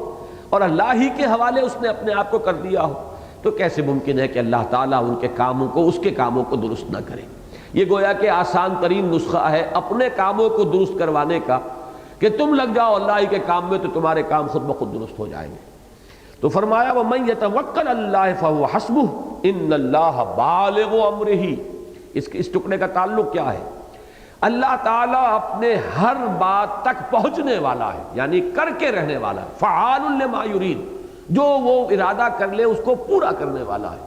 اور کوئی ہستی ایسی نہیں ہے وہ تم سے بڑا وعدہ کر لے اور خلوص کے ساتھ بھی کرے، لیکن اس کا اختیار ہے کہاں؟ اللہ نہیں چاہے گا تو وہ کتنی بھی کوشش کر لے آپ کی کوئی مدد نہیں کر سکتا، کتنی ہی توقع آپ کو ہو اس کے خلوص پر اور اخلاص پر، اور وہ بھی اپنی جگہ پر مخلص ہو اور آپ کا کوئی کام سنوارنا چاہے، آپ کی کوئی ضرورت پوری کرنا چاہے، لیکن وہ مختار مطلق ہے کہاں؟ وہ تو خود جکڑا ہوا ہے مشیت اعزدی کے شکنجے کے اندر۔ لہذا ایک ہی ہستی ایسی ہے جس پر توکل کیا جائے تو کہیں انسان جو ہے وہ مایوس نہیں ہوگا، اس لیے کہ اللہ کی شان یہ ہے کہ ان اللہ بالغ امرہ، اللہ تعالیٰ تو اپنی بات کو پہنچنے والا ہے، یعنی اپنے ہر فیصلے کی تکمیل کرنے کی قدرت مطلقہ اسے حاصل ہے۔ قد جعل اللہ لکل شیء قدرا، اب یہ تیسری بات آئی ہے اسے توکل کے ضمن میں، اس لیے میں نے عرض کیا تھا کہ سورہ تغابن کے مضامین کا گویا کہ یہاں یہ سمجھ لیجئے کہ یہ طلاق اور عدت کے احکام کے درمیان جیسے گٹھلی پھٹتی ہے تو اس میں سے دو پتے نکلتے ہیں، یہ جو درمیان کی یہ مضامین آئے ہیں ان میں گویا کہ پھر وہ ایمان حقیقی اور اس کے ثمرات، اس کے ضمن میں خاص طور پر توکل اور اسی طریقے سے اللہ تعالیٰ کا تقوی، یہ دونوں مضمون آ چکے ہیں۔ فاتقوا اللہ ما استطعتم واسمعوا واطیعوا، یہ سورہ تغابن میں آ چکا۔ اللہ لا الہ الا ھو وعلی اللہ فلیتوکل المؤمنون، یہ سورہ تغابن میں آ چکا۔ لیکن یہاں بھی بڑی جامعیت کے ساتھ یہ چیز آئی ہے، اور توکل کے ضمن میں یہ کہ مزید مضمون کو کھولا گیا کہ اللہ پر سہارا رکھو گے اور اللہ پر تکیہ رکھو گے اور اللہ پر توکل کرو گے تو اللہ جو ہے قادر مطلق ہے، بالغ امرہ ہے۔ اس کے ساتھ ہی فرمایا قد جعل اللہ لکل شیء قدرا، اللہ نے ہر چیز کا ایک اندازہ مقرر کر دیا ہے، کیا چیز کب ہونی چاہیے، کب اس میں خیر کا پہلو ہے، کتنی ہونی چاہیے۔ ظاہر بات ہے ایک شخص جو ہے وہ اگر اس کا پیٹ کسی طریقے سے بھر نہیں رہا، کھاتا جا رہا ہے تو مرے گا، اس لیے کہ یہ چیز اس کے حق میں بہتر نہیں ہے۔ کوئی چیز اتنی لذیذ لگ رہی ہے کہ آدمی کہتا ہے پیٹ تو بھر گیا جی نہیں بھرا، وہ اب جی نہیں اگر بھرا ہے اور آپ نے پیٹ کو اس کے مزید بھرا ہے تو اس کا نتیجہ ہلاکت ہوگا۔ لہذا اللہ نے ہر چیز کا ایک اندازہ مقرر کیا ہے، اس کی جو حکمت بالغہ ہے، جہاں تک کہ اس کا جو فیصلہ ہے اور اختیار ہے وہ مطلق ہے، وہاں اس کی حکمت بھی تو بالغہ ہے، وہ بھی ایک کامل حکمت ہے، مکمل حکمت ہے، اور اس نے اپنی اس حکمت کے تحت ہر شے کے کچھ اندازے ٹھہرائے ہیں، مقدار کے اعتبار سے بھی اور اس کے لیے وقت معین بھی، کہ اللہ تعالیٰ نے ہر شے کے لیے کوئی وقت معین کیا ہوا ہے، اس کو ضرور پیش نظر رکھو۔ یہی بات ہے کہ جس کو حضور نے اس طرح فرمایا کہ اس بات کا یقین رکھنا چاہیے بندہ مومن کو کہ کوئی دعا جو اللہ سے کی جائے وہ رائگاں نہیں جاتی، البتہ اس دعا کے قبول ہونے کی 3 صورتیں مختلف ہیں۔ ایک صورت تو یہ ہے کہ اگر جو شے بندہ مانگ رہا ہے اللہ کے علم کامل میں بھی وہی شے اس کے حق میں درست ہے تو اللہ وہی شے دے دے گا، اسی میں خیر ہے، اللہ جانتا ہے، تم تو نہیں جانتے۔ ایک صورت یہ ہو سکتی ہے اسی دعا کی قبولیت کی کہ جو شے بندہ طلب کر رہا ہے اللہ کے علم میں یہ ہے کہ وہ اس کے لیے خیر نہیں ہے بلکہ شر ہے، تو اللہ اس کے بجائے کوئی اور خیر اس کو عطا کر دیتا ہے۔ اور تیسری صورت یہ بھی ہے کہ اللہ تعالیٰ اس دعا کو دنیا میں اس کا کوئی بھی ظہور نہیں کرتا، آخرت کے لیے ذخیرہ بنا دیتا ہے، یہ اس کے لیے وہاں دولت ہے، یہ وہاں پر اسے مل جائے گی، یہ گویا کہ ایک بانڈ ہے آخرت کا کہ یہ بانڈ اب اس کو وہاں پر جا کر کیش کرانے کا حق حاصل ہوگا۔ تو دعا کوئی بھی کلیتاً رائگاں جانے والی شے نہیں،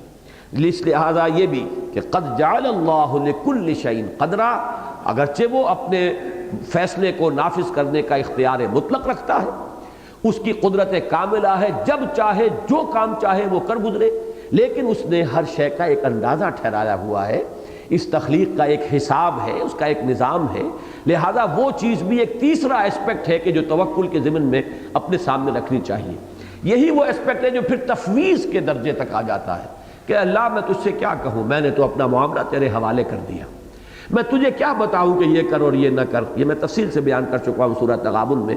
کہ ایک مقام وہ ہے انسان کا، بندہ عارف کا، جو پہنچ چکا ہو اس مقام تک کہ پھر وہ سوال کچھ کر ہی نہیں سکتا سوائے استقامت، ہدایت، اے اللہ علم اور دے، اے اللہ ہدایت مزید عطا فرما، اے اللہ زدنا، جیسے کہ دعا ہم بعض اوقات مانگتے ہیں اللہم ربنا زدنا ایمانا وہدا وعلما نافعا وعملا صالحا ورزقا حلالا طیبا، یہ دعائیں جو ہے ہم کر سکتے ہیں، باقی تعین کے ساتھ اے اللہ یہ کر، یوں ہونا چاہیے، یوں نہیں ہونا چاہیے، یہ تو گویا کہ آپ اللہ کو ڈکٹیٹ کرا رہے ہیں یا اسے ایجوکیٹ کر رہے ہیں، معاذ اللہ، آپ اسے بتا رہے ہیں کہ یہ شے جو ہے یہ صحیح ہے اور یہ شے غلط ہے، تو اس لیول پر پہنچ کر دعائیں صرف یہی رہ جائیں گی، ہدایت، استقامت، خیر، علم، نیکی، بھلائی، پروردگار اور اضافہ فرما، رب زدنی علما، حضور سے فرمایا گیا وقل رب زدنی علما، اے نبی دعا کیا کرو اے رب میرے علم میں اور اضافہ فرما۔ باقی یہ ہے کہ جو شخص اس سطح تک نہیں پہنچا اس کا یہ ہے کہ جو مانگنا ہو اللہ سے مانگو، یہاں تک کہ جوتی باندھنے کا تسمہ بھی اگر درکار ہے تو اللہ سے مانگو۔ یہاں وہ جو تفویض ہے جو میں نے عرض کیا تھا سورہ تغابن میں، اس کا تعلق اس سے ہے قد جعل اللہ لکل شیء قدرا، اللہ نے ہر چیز کے لیے ایک اندازہ مقرر کر دیا ہے، لہذا اپنے معاملات کو اس کے حوالے کر دو کہ پروردگار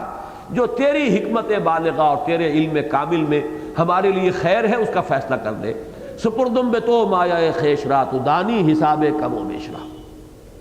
اب اس کے بعد پھر جیسا کہ میں نے عرض کیا تھا یہ درمیان میں ایمان اور تقوی اور توکل کے مضامین آ گئے، اب پھر وہی مضمون چل رہا ہے واللائی یئسن من المحیض من نسائکم۔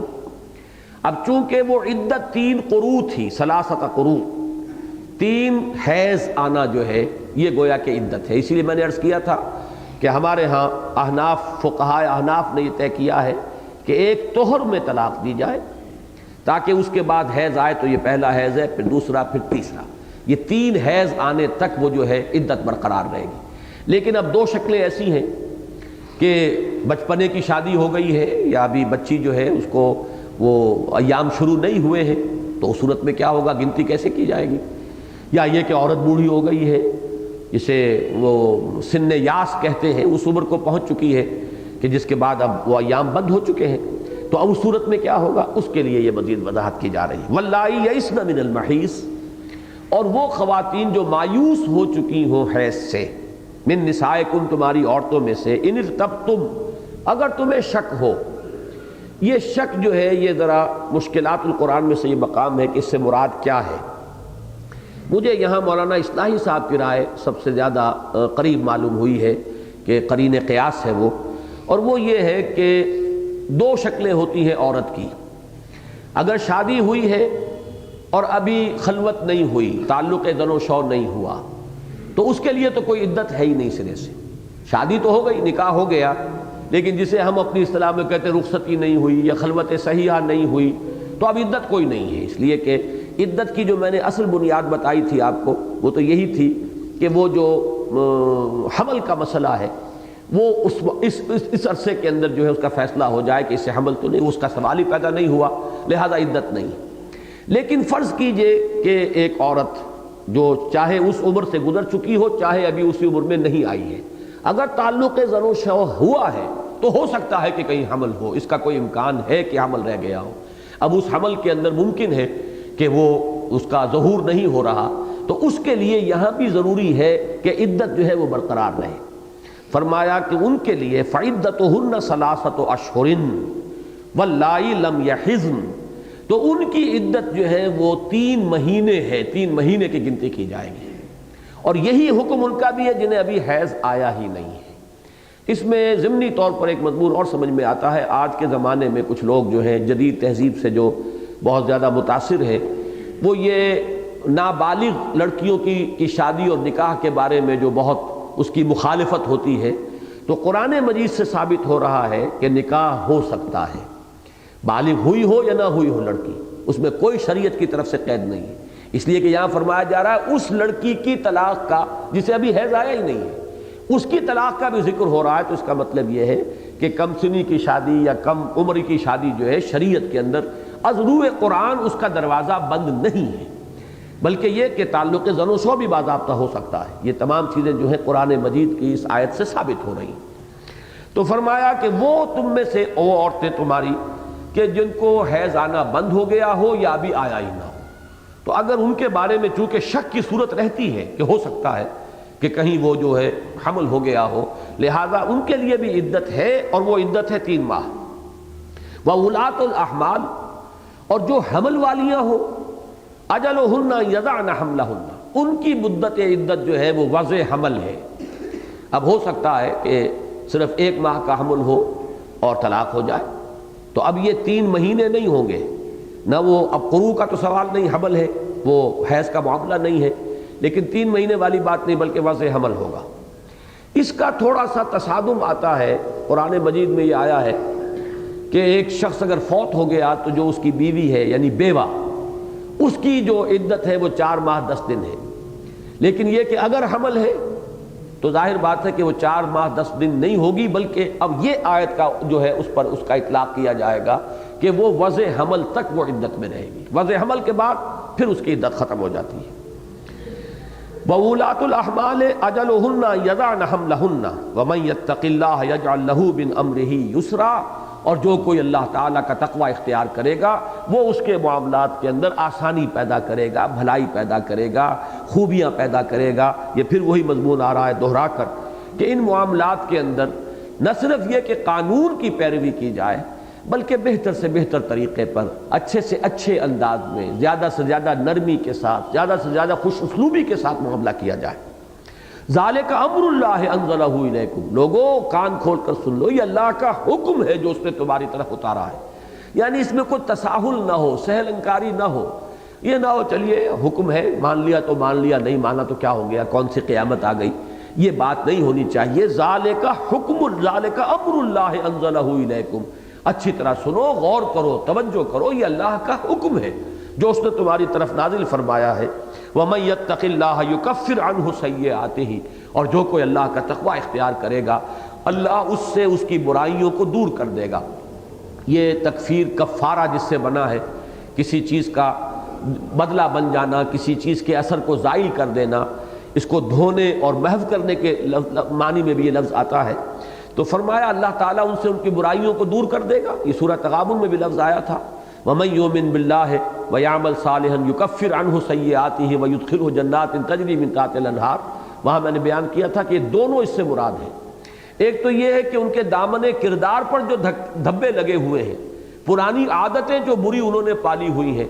آج سے تقوی کی روش اختیار کرو، وہ دھبے داغ دھل جائیں گے اور تمہاری عادتیں درست ہو جائیں گی۔ ایک یہ کہ تم نے نامہ اعمال میں جو کچھ اب تک درج کرایا ہوا ہے، تمہاری سابقہ غلطیوں کی وجہ سے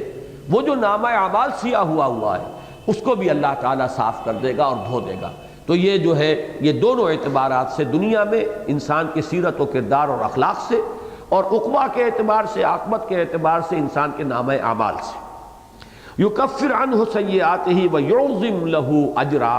ایک منفی بات تھی کہ تم سے دور کر دے گا تمہاری برائیوں کو، جھاڑ دے گا تمہارے گناہ، اور مثبت بات ویعظم لہ اجرا، اور بہت بڑا کر دے گا اس کے لیے اجر کو، یعنی عظیم اجر اور ثواب اللہ تعالیٰ عطا فرمائے گا۔ اسکنوہن من حیث سکنتم من وجدکم، اب یہ چونکہ فرمایا تھا کہ عدت کے دوران انہیں اپنے گھروں میں رکھو، انہیں مت نکالو، نہ وہ خود نکلے، سوائے اس کے کہ کوئی کھلم کھلا بے حیائی کا کوئی ارتکاب وہ کرے، وہ اس کی میں وضاحت کر چکا ہوں۔ اس دوران میں کیا کرنا ہے؟ یہ بھی تو ہو سکتا ہے کہ رکھا ہوا تو ہے لیکن بجائے گھر کے کسی اس کمرے میں جس میں وہ بیچاری کبھی رہتی تھی، اب کوئی دڑبا اس کو کوئی سٹور کا کمرہ جو ہے وہ اس کے حوالے کر دیا جائے کہ اب یہاں پر یہ عدت جو ہے پوری کرو، تو یہ نہیں، اس میں مزید اب دیکھیے وہ جو اندر جو شے ہونی چاہیے عرف عام میں معروف کے درجے میں، چونکہ اندیشہ یہ ہے کہ وہ اس درجے میں پوری نہ ہو، تو ان مضمرات کو بھی مزید کھول کھول کر بیان کیا جا رہا ہے۔ اسکنوہن من حیث سکنتم، انہیں رکھو وہیں پر جہاں پر کہ تم خود رہتے ہو، جو بھی تمہارا معیار ہے، جس انداز میں تم رہتے تھے وہی رہن سہن، ان کا معیار بھی وہی برقرار رکھو۔ من وجدکم، جو بھی تمہاری استعداد ہے اس کے مطابق، یہ بھی نہیں کہا گیا کہ تمہارے اوپر زیادہ بوجھ ڈال دیا جائے کہ اب پہلے سے بھی بہتر ان کا جو ہے ساز و سامان کرو اور ان کے لیے آسائشیں فراہم کرو۔ وجدکم، جو بھی تم پاؤ، جو تمہاری استعداد ہے، تم اپنی اس استعداد کے مطابق، اپنی بساط کے مطابق جسے ہم کہتے ہیں، جیسے تم رہتے ہو اور جہاں تم رہتے ہو وہیں انہیں بھی رکھو اور اسی طور سے رکھو۔ لا تضاروہن لتضیقوا علیہن، اور انہیں تکلیفیں نہ پہنچاؤ کہ ان پر تنگی کرو، ان کو ستانے کی نیت سے۔ جیسا کہ میں نے عرض کیا تھا، رجوع کرتے وقت بھی اگر نیت یہ ہے کہ ابھی اس کو ستانا ہے اور اس سے میں نے اپنے بدلے جو ہے مزید نکالنے ہیں، تو وہ گویا کہ قانون خداوندی کو کھیل بنانا ہے، تو اس کا استہزاء کرنا ہے، تبصر ہے، اللہ کے ہاں اس کی بڑی سخت سزا ہوگی۔ ہاں نیت ہو گئی ہے بسانے کی، تو جو حق رجوع ہے تمہارا وہ اللہ نے تمہیں دیا ہوا ہے، قانوناً تم رجوع کر سکتے ہو۔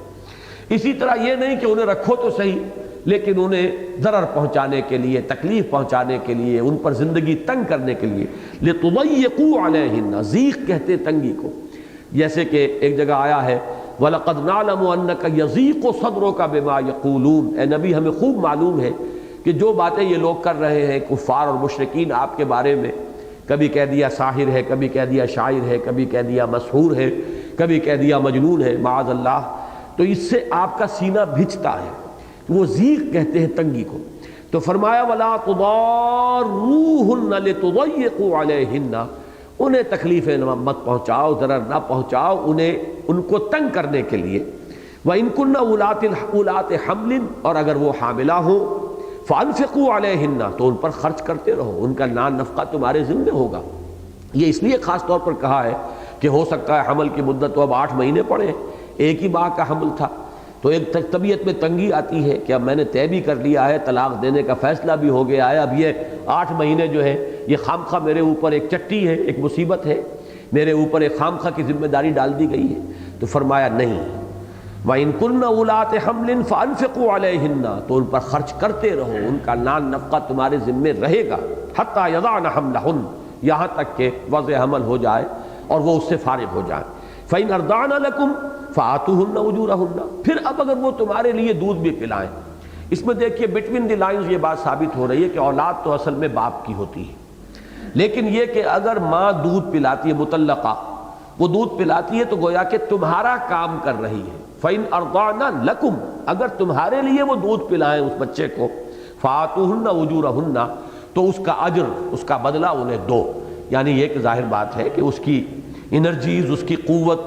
اس کے اندر کی توانائیاں ہیں کہ جو اس دودھ کی شکل میں تمہارے بچے کے پیٹ میں جا رہی ہیں، تو اس کا خرچ، اس کو مینٹین کرنا جو ہے یہ تمہارے ذمہ ہوگا۔ تو ان کا فَآتُوهُنَّ أُجُورَهُنَّ وَاعْتَمِرُوا بَيْنَكُمْ بِمَعْرُوفٍ، اور اس کے لیے بھی آپس میں طے کر لو بھلے انداز میں۔ اعتمار ہوتا ہے کوئی قرارداد کر لینا، اعتمار، اسی سے لفظ معتمر بنا ہے۔ معتمر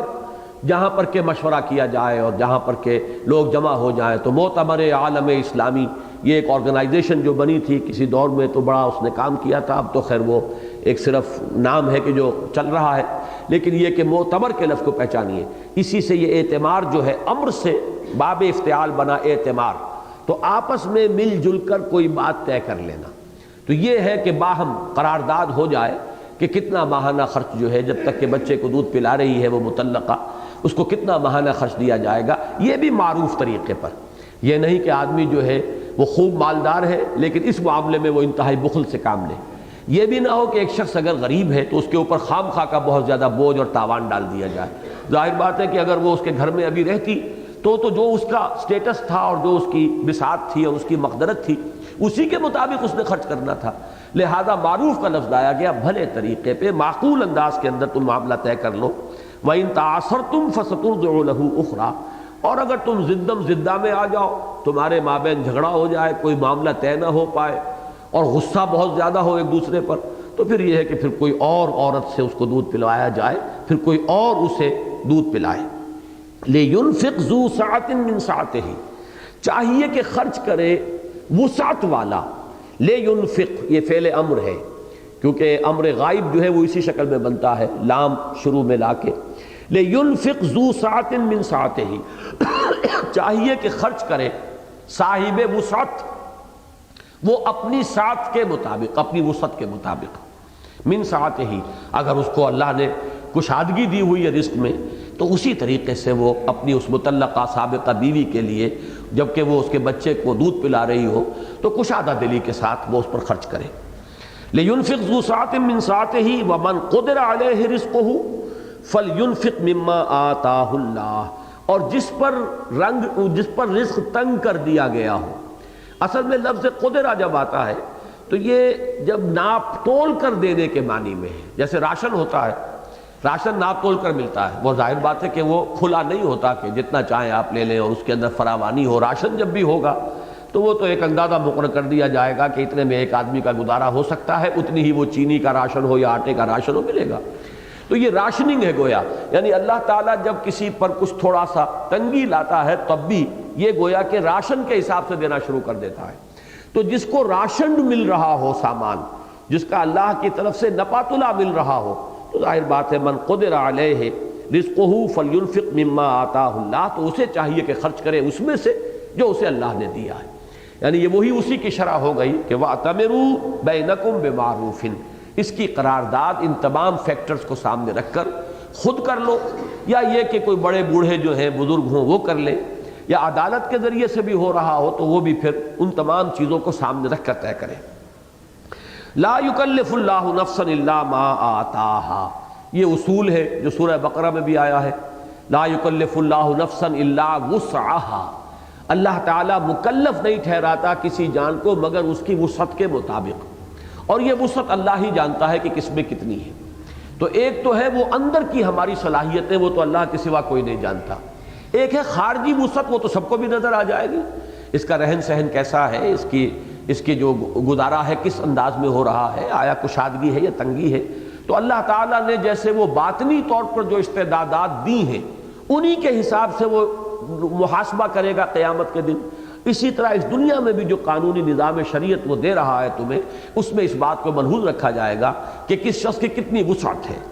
لا یکلف اللہ نفسا الا ما آتاہا، اللہ تعالیٰ نہیں مکلف ٹھہراتا۔ مکلف کا در حقیقت جو ہمارے ہاں لفظ تکلیف ہے وہ اردو میں آتا ہے تو تکلیف تو کسی یعنی برائی کے سینس میں کوئی مضرت بخش چیز جو ہے وہ تکلیف ہے، اور عربی میں اور شریعت میں تکلیف کہتے ہیں کسی کو رسپانسبل قرار دینا۔ تکلیف انسان مکلف ہے، یعنی اللہ تعالیٰ نے انسان کے اوپر کچھ بوجھ ڈالے ہیں، کچھ ذمہ داریاں عائد کی ہیں اور وہ اس کے لیے رسپانسبل ہے۔ تو تکلیف جو ہے در حقیقت شرعی اصطلاح میں اور دین کی اصطلاح میں رسپانسبلٹی کا نام ہے۔ لا یکلف اللہ نفسا الا وسعہا، اللہ تعالیٰ ذمہ دار نہیں ٹھہراتا، مکلف نہیں ٹھہراتا، رسپانسبل نہیں قرار دیتا کسی کو مگر اس کی وسعت کے مطابق۔ سیجعل اللہ بعد عسر یسرا، ان قریب اللہ تعالیٰ عسر کے بعد یسر پیدا کر دے گا، یعنی یہ کہ اگر کسی شخص پر واقعی تنگی ہے اور اس نے اپنی بیوی کو بھی طلاق دے دی ہے، اب یہ ایک چٹی سی اس کو سمجھ آ رہی ہو اپنے اوپر خام خواہ کی ذمہ داری اور خام خواہ کا بوجھ، لیکن یہ کہ یہ ساری چیزیں جو شریعت نے مقرر کی ہیں، شارع وہ ہے جو تمہارے حالات سے واقف ہے، تمہاری مشکلات سے واقف ہے، اور شارع وہ مقتدر ہستی ہے کہ جو ہر تنگی کو کشادگی میں تبدیل کر سکتی ہے۔ جب چاہے تمہارے لیے جو تنگی ہے وہ اس کو جب چاہے کشادگی میں تبدیل کر دے۔ تم اپنے معاملے کو اس کے ساتھ درست رکھو، اس کے حکم پر عمل پیرا رہو، اور صرف یہ نہیں کہ اس کے ظاہری الفاظ کی پیروی کرو، بلکہ اس کی جو اصل روح باطنی ہے اس حکم کی حتی الامکان کوشش کرو کہ اس کو پورا کرو۔ باقی اللہ تعالیٰ کی قدرت حاصل ہے، اللہ تعالیٰ سیجعل اللہ بعد عسر یسرا، اللہ تعالیٰ تنگی کے بعد کشادگی اور مشکل کے بعد آسانی پیدا فرما دے گا۔ بارک اللہ لی ولکم فی القرآن العظیم ونفعنی وإیاکم بالآیات والذکر الحکیم۔